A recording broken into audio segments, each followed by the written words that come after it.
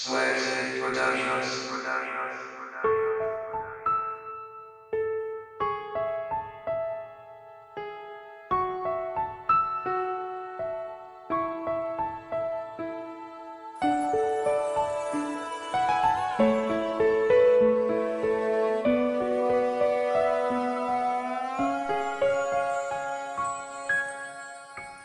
Lakas loob lang ang puhunan, di mo to inaasahan. Pinag-isipan kong mabuti kahit mahirap mang bitawan. May pagtatapat ako na matagal nang tinatago. Ngayon nasasabihin sana di ako mabigo, kasi itong naramdaman ko sa iyo kakaiba. Kaya ako ay nagpasya na sa iyo sabihin na, pero paano kaya kung tama aking hinala at may halo ka ba?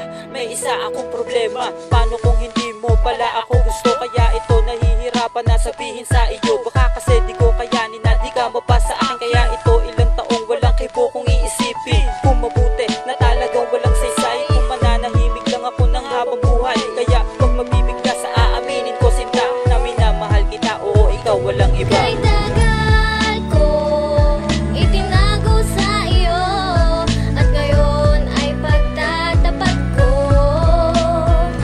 na mahal.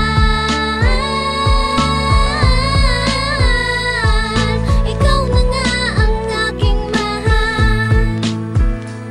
Paano ko ba pagtatapat ang aking nadarama sa isang babae na sa akin nagpapasaya? Sana'y malaman mo na ang pangalan mo ay siya sinisigaw nitong aking puso. Paano nga ba ako magtatapat sa'yo? E pagkausap na kita parang nauutal ako. Kaya hindi ko na masabi ang nilalaman nito, at natatakot akong baka ako'y iwasan mo. Kaya't pilit kong tinatago ang nadarama ko, kasi ayokong magkalama samahan na nabuo. At ang dating malungkot na palitan na ng saya, at ang sugatan na puso ay binigyan ng sigla. At ikaw, oo ikaw, sino pa ba kundi ikaw ang nag-iisang babae na sa akin ay pumukaw. Sana ako ay mabigyan ng tsansa ng isang babaeng nagbimistulang Kay diwata. tagal ko itinago sa iyo, at ngayon ay pagtatapat ko na mahal. Ikaw na nga ang aking mahal. At dumating na nga ang araw na ako ay nagtapat.